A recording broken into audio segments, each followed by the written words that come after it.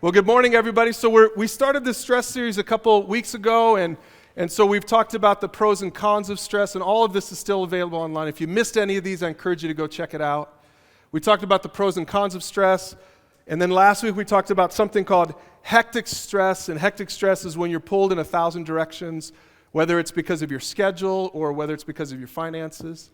So again, those were great topics for small group discussion.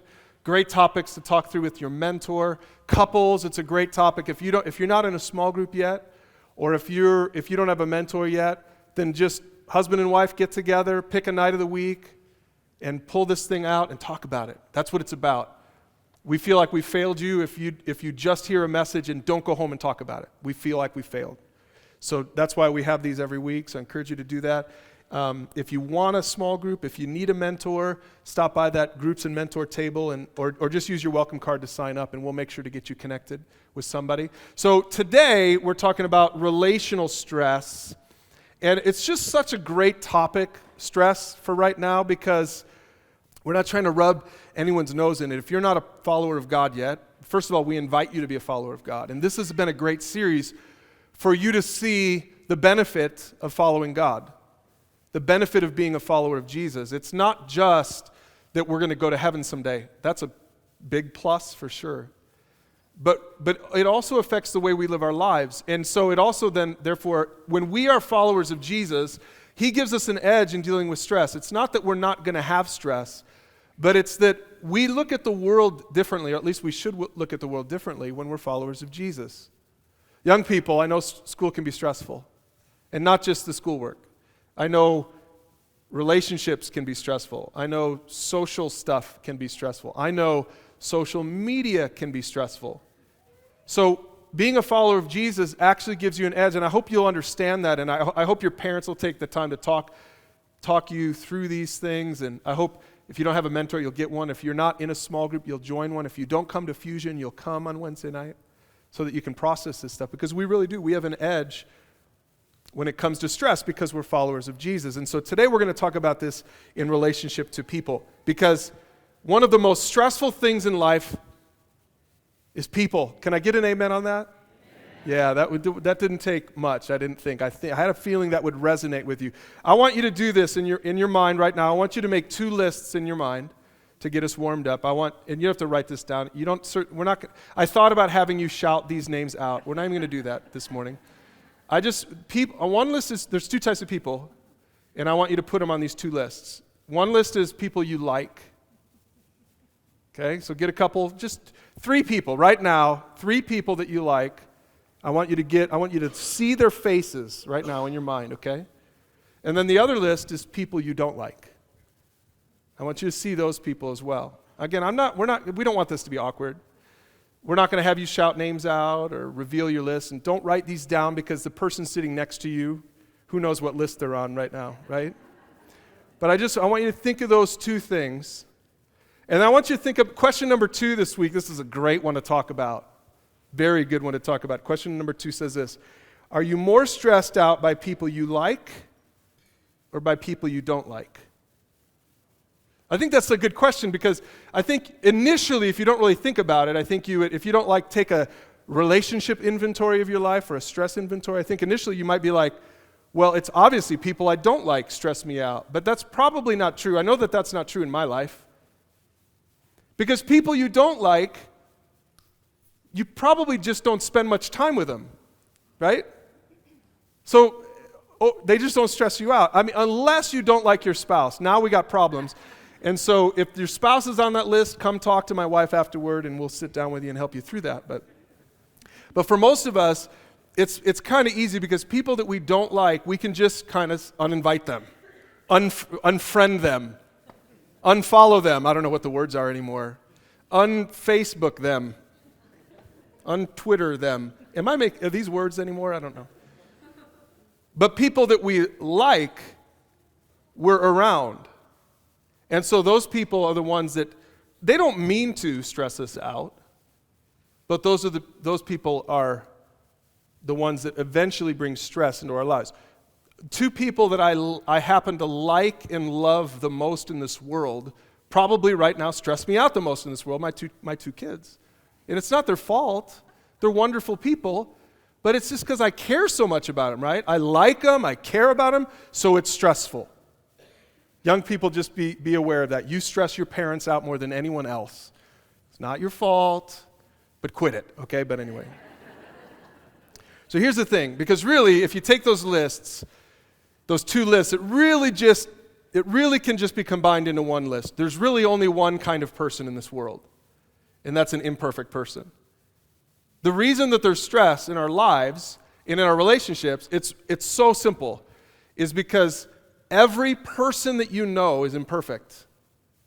Did you know that if in a relationship, if even one person was perfect, then there would be no stress? If just one person was perfect, there would be no stress. Some people might say, no, it takes two perfect people. It does not. It takes one perfect person in a relationship, and there would be no stress anymore. But the problem is, in your relationship, there's not one perfect person. There are two imperfect people, and as a result, and this is a real simple talking point to start off with, as a result, relational stress is inevitable among human beings because we're all imperfect. That's why all of us can relate to this. Every single one of us can relate to this because we're all imperfect. Nobody's perfect. We all have problems, and it's our problems that bring stress into our relationships. Do you know that in heaven, there will be no relational stress? This sermon wouldn't preach in heaven. Today's sermon wouldn't, it would just go, everyone would say, what are you talking about? There's no stress. We're all perfected. You can eat whatever you want. Nobody gets fat anymore. You can say whatever you want. Nobody gets offended anymore. Because what happens in heaven is what you want is good.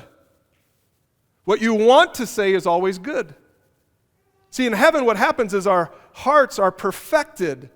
And when your heart is perfected, when who you are is, when your character is perfected, we're not perfect yet, we won't be in this life, but when your character is perfected, then guess what? Your words are perfected. Jesus said, the junk from your mouth comes from your heart.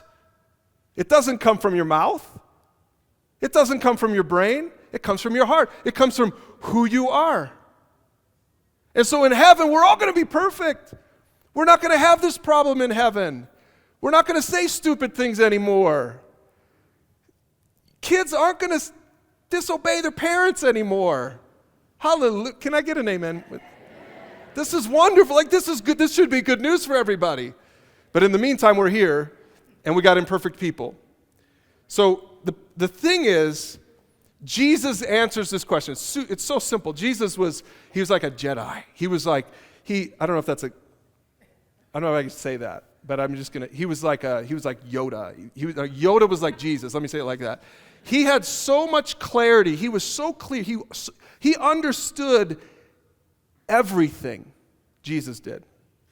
And so some disciples or some Pharisees came up to him, some religious leaders, and we talk about this. I feel like I talk about this every week because this comes into every single sermon. But so if you've heard this before, just bear with me, and you should know this. But this is so important to understand. Some leaders came up to him, some spiritual religious people, and they say, of all the laws, and there were a lot of them, which one's the most important? And I know what they were thinking. They were thinking, okay, we got the 10 big ones, right? The 10 commandments, and they knew them. But then we got those other 300 and some other little corollaries and addendums to the law and all these other little things. And so that's exactly what they were thinking when they brought this question to him, of all the laws, what's the most important one? And Jesus said this, and again, you should know this, and if you don't, you should memorize this, because apparently this is the meaning of life as far as Jesus is concerned. And so if Jesus thinks this is the most important thing for you to understand, then you better understand it, and you better learn how to apply this in your life. And here's what he said. The most important law is you must love the Lord your God with all your heart, with all your soul, with all your mind. And he says this. He does some real tricky math here. He says, this is the first and greatest commandment. Love God. Okay? And then he said this. And a second is equally important. Love your neighbor as yourself. Now, this is confusing for me as a math guy, because in math, we've got numbers, and then when you really do math, then you don't have numbers anymore. You have letters. But this is like basic math, because it's saying, here it is. They said, what's the greatest commandment? And he said, the first one is love God, And the second one, and then he uses a math term, and this is what throws me off. The second one is equal to it. So when you've got a first one and a second one, but they're equal, it's really confusing for me. It's kind of like the Trinity. It's like, I don't really get it. Is God three or is God one? Yes. And that's for another sermon. But now it's like, wait, is there one or are there two? Yes. Yes. Love God, love your neighbor, and they're equal. And the craziest thing was, this wasn't even a law. The Pharisees said, what's the greatest law? They were sitting there ready. They had their smartphones out. They were ready to Google it, whatever it was. They knew the 10 Commandments. They're waiting for the answer, and he doesn't even give a commandment. If you go back and look at this is what Moses said to the people before he gave the commandment. This is like, if you're thinking of it like a book, this is the preface to the book. That's what this is. He doesn't give 1 through 10. He doesn't give 11 through 364. He gives, here's what it's all about. Here's what it's all about. Moses said to the Israelites, guys, you're about ready to go into the promised land. Just remember this, love the Lord your God with all your heart, all your soul, and all your mind. That's what Jesus gives them. He gives them the preface that Moses gave, the preface to the whole 10 Commandment, the whole stone thing, all that stuff. That's what he gives them. Why? Because here's the thing. Jesus had such clarity that this is what all the laws were about in the first place. We get so focused on chapter 1, chapter 2, chapter 3. Read the preface. Read the preface. Read the intro. This is what it's about. Here's what he says. Here's how Jesus says it. The entire law, the whole book, all the demands of the prophets are based on these two commandments. He says, you get so focused on all these little rules, and I do this, and can I do that, can I do this? It's like, just hold on, just stop, just here's what it's all about. Listen, it's all about relationship, because that's what love is about. It's all about relationship. So that's why this sermon is so foundational. Like Jesus would be back on the back row right now, even without coffee. He'd be amening me this whole sermon. He'd be like, preach it, brother. Long hair and all. Amen. And all the young people. So see, this stress thing, it's important for us to understand that this commandment means something as far as this sermon goes. And here's what it means. It means that God does not let us opt out of relational stress. Last night, Tracy and I, we watched one of these survival shows, and it was a show where it was this one guy against another guy, and the one guy was like this fit, buff guy who worked out 6 days a week, and he's like, in the pre-interview, he's like, I'm going to take it to nature. I'm going to show nature, and so he was pretty cocky about it. He's like, I work out all the time, and I'm ready for this. And the other guy, no kidding, I'm not joking, they can Netflix this, I think it was called Remote Survival. The other guy was if you've seen it, you'll know what I'm talking about. He was an overweight pastor. It was hilarious. Like, here you got this buff, like this buff guy that's like talking smack to nature, and then you got this other guy, he's like, yeah, my wife thinks I'm overweight and can't handle the outdoors, that's why I'm here. And like in the middle of the show, they're like, what do you fear? And the one guy's like, yeah, I'm kind of afraid of snakes, and the fat pastor's like, I'm afraid of my wife. It was hilarious. Anyway, so they're tracking these two guys and they're going through nature. So the buff guy, he gets to the first late afternoon. He doesn't even get to nighttime yet. He gets to late afternoon. He won't drink that puddle of water because it's not clean enough. And he won't eat this lizard because I'll just fast, Well, by the end of the late afternoon, he was like talking to the guy on this. The format was this other survival expert is talking him through it, and he's talking to his survival expert who's in some tent somewhere else, and he's like, I can't do it anymore. I want out. And the guy's like, no, but you pretty much talked smack about how cool you are and how strong you are. No, I think I tweaked something in my back, Watch the episode. It's hilarious. Like I was sitting there going, you wuss. Now, I'm a pastor, so I could say that because the pastor was still in it. So the survival expert says to him, he says, well, look in your pack, and there's this little remote thing, and if you want out, there's a green button on there. Push the green button. If you push that green button, you're done. If you push that green button, our evac team will come. They'll get you water, they'll get you a steak, and you're out of here. The guy hadn't gone a whole day yet. And he pushes the green button. What a wuss. And by the way, the fat pastor made it all the way to the end. Yes, thank you. Thank you. I will let all of our fat pastors know that you were excited about that. That was inappropriate. All right. Here's the thing. This is being recorded. Can we edit that part out? Here's the point. There's no, we don't need coffee this morning, do we? There's no green button for your relationships. There's no green button for your life. You don't have an option. Listen, if Jesus said this, the most important thing is to love God, and the second most important thing, which is just like it, equal to it, is to love people, what he was saying was, there's no green button. You can't opt out. If you're a Christian, if you're a follower of Jesus, you can't opt out. Now, if you're not a follower of Jesus, do what you want. Do what you want. Some of you are like, wait, I thought following Jesus gives us the edge here. Those guys can do what they want? Yes, they can. But when you follow Jesus, you can't. Now you have to love people. That's what Jesus said. Now notice he doesn't say you have to like people. The commandment wasn't like the Lord your God and like people as yourself. It was love. Love people. He says to love. I think loving is harder than liking.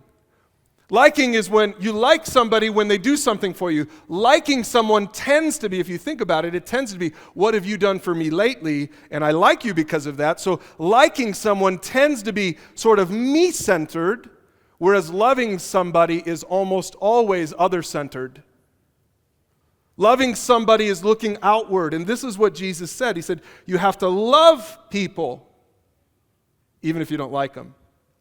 Even if you do like them, you have to love people.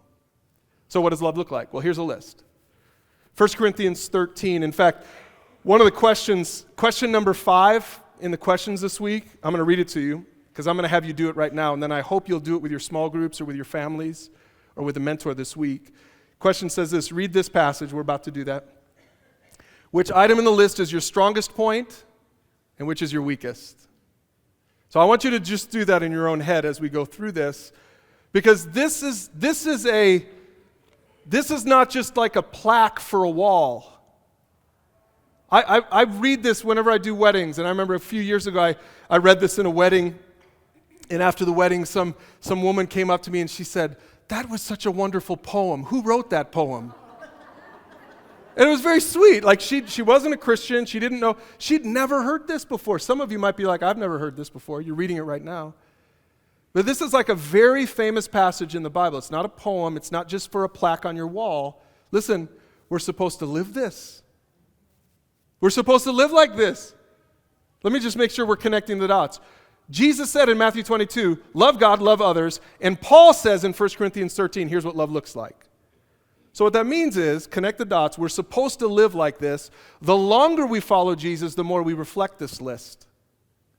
So let's go to it and think about which ones you need to reflect more and which ones you're doing okay with. Love is patient. I'm out. Like I see some men doing the same thing. I'm done. You don't have to read anymore. There's my thing, right? Love is patient. And love is kind. This is a great one for young people. It is so easy to not be kind when you're in junior high or high school. It is so easy to not, nobody's kind. Everyone's a jerk to that kid or that kid or that kid or all the kids. And guess what? You don't grow out of that. So some of you old people aren't kind either, like what I just said wasn't kind. Love is not jealous or boastful or proud or rude. Love is not rude. So what that means is, on social media, when you think that you can just say whatever you want on social media, and you are just rude and obnoxious because the person's not standing there where they can punch you in the face for it, right? Then you're rude and you're obnoxious. You don't get a free pass. Jesus can see your social media accounts. How many Christians use social media to be just rude and obnoxious? Maybe they're being truthful about what they're saying. That's not even the point. They're not being loving. Love does not demand its own way. It is not irritable. It keeps no record of being wronged. I'm just going to pause on that one for a second because I think some of you need to hear that one. See what this verse is saying is if you love someone, you don't have a list. I know how those lists work. I've seen it. You got that list and you tuck it away in your back pocket and you're going to use it at just the right time. You're going to it's like a coupon, you know. I'm going to cash that in at the right time. There is no expiration date on that one. And now everything's good and everyone's happy and now you're in this big fight with your spouse and you pull that one out. Well, what about this? You know what that is? That's a record of wrongs. And you know what the Bible says about it? Don't keep it. Tear it up, burn it up, throw it away. Some people are really bad at that. If you're a follower of Jesus, you're supposed to be better than that. Anyway, let's do a sermon on that. It does not rejoice about injustice, but rejoices whenever the truth wins out. I'm not really exactly sure what that means, but I think I have a little taste of it when my son didn't make this one basketball team, but he made this other basketball team, and then in the state tournament, the team he was on beat the team he didn't make, and there was much rejoicing. Now, I think it's something related to that a little bit. I'm just going to tell you that in my heart, there was just, because I was sitting next to the parents of the other team, and I had to check my heart, and I had to check my wife's heart, and we had to hold each other down, and we had to just shut our mouths, right, Ronnie? And we were just like, thank you, Jesus. Now, there wasn't any injustice there, but I think you get the sense, right? You're not like sticking it to the person because they deserved it, or even if they didn't deserve it. You rejoice when the truth wins out, which I think that's what we were doing. But anyway, let's move on. Love never gives up. Love never loses faith, is always hopeful, and it endures through every circumstance. That's what love is like. So for you, again, Jesus said, greatest commandment, love God, love people, same thing, equal. They're like two sides of the same coin. You can't separate them. If you love God, then you should love people, and it should look like that. And so some of you are sitting here saying, I wasn't stressed out before I came today, but now you're stressing me out because now I feel all bad about myself. Like, thank you very much. But listen, I know that sometimes you gotta tear down before you build up, but I want you to know this is the picture, this is the vision that God has for us as followers of Jesus. And so there's one more verse that we have to take a look at. And it comes from 1 John. It says this. And here's the solution. So if you say, how do I do this? Well, everything you're saying right now, okay, fine. How would I do this? How do I love more like that? How do I grow more like the 1 Corinthians love? Because it's not natural. It isn't natural. How do I do that? Here's what it says. As we live in God, our love grows more perfect. There's your answer. See, this is what Jesus was saying. Again, go back to Matthew 22. Jesus is a genius. He has such clarity. It's all the same thing to him. You go read the stories of Jesus in Matthew, Mark, Luke, and John, and you will see a man who is also God who lived out patience, kindness, faithfulness, keeping no records of wrong. That you'll see him live out and embody 1 Corinthians 13. And the reason is really simple, and here it is because God is love. God is love, and Jesus is God. God is love, and another way to say that is God is perfect love. And so what John is saying here is he's saying this, and I think this is kind of his addendum to the greatest commandment from Matthew 22. He's saying this, I remember what Jesus said decades ago, because John's an old man now writing this. I remember what Jesus said decades ago, that we should love God and love people, and they're the same thing. And now I get it. After living all these years and trying to figure this out and trying to let the Spirit of God grow this love in me, now I get it. Here's what it is. As we live in God and as we live in His love, then our love for other people grows more perfect. That's what it is. You can't, and this is the edge, you can't love perfectly without Jesus.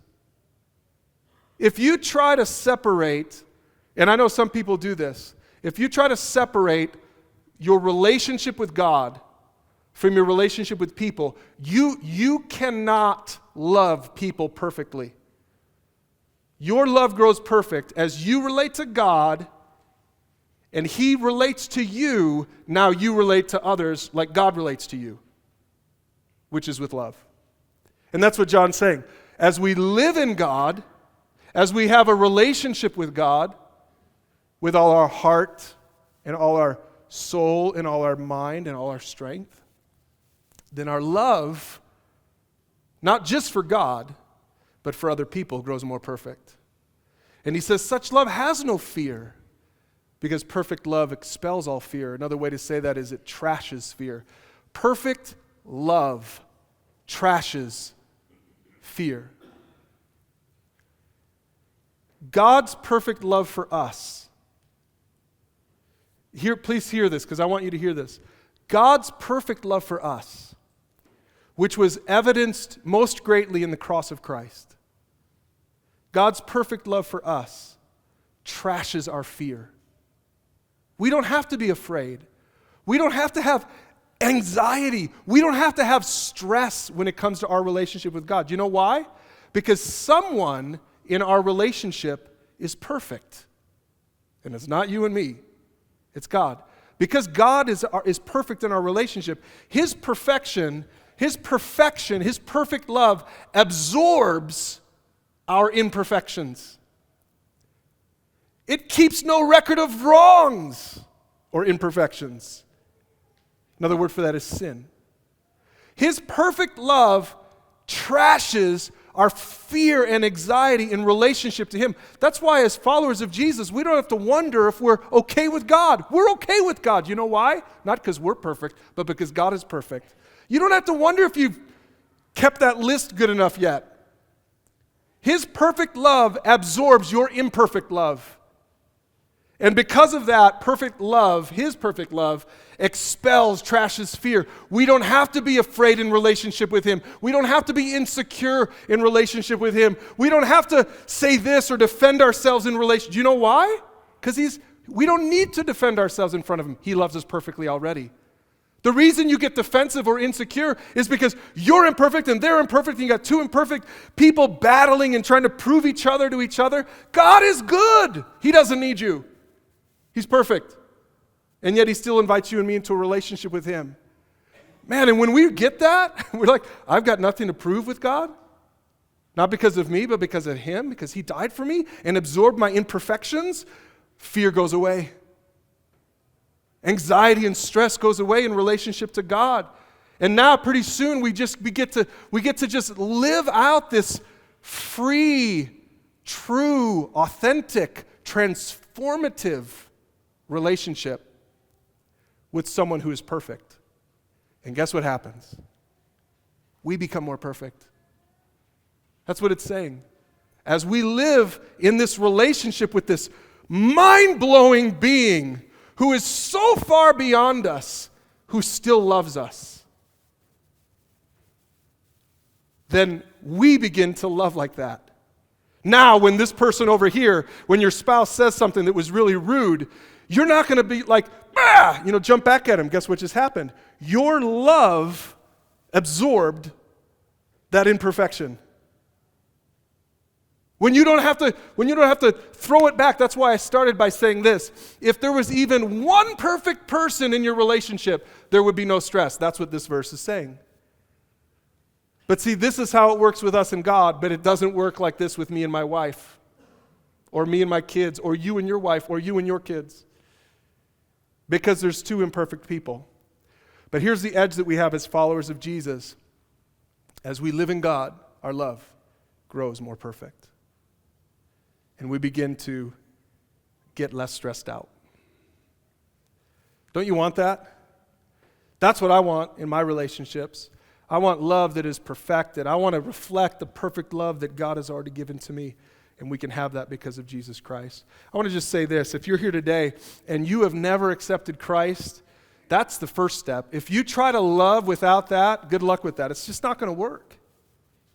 It's not going to work. And so we can talk with you today, or you can talk with your small group leader or a mentor about that. Or if you want to do it, just write a note on the card, talk to one of us, and we'll get in touch with you and help you understand that. But for those of you who have already accepted Christ, for those of you who are already followers of Jesus, let God perfect his love in you. Let God change you. Don't ask him to change the people around you. Say, God, change me. As I live in you, God, let my love grow more perfect. Let my love be this kind of love that expels fear and anxiety and stress in all these relationships. Let me love other people because you loved me first.